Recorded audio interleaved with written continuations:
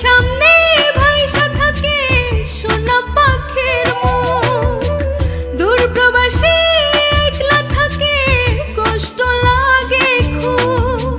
চোখের সামনে ভাইসা থাকে সোনা পাখির মুখ, তার লাগে ছটফট করে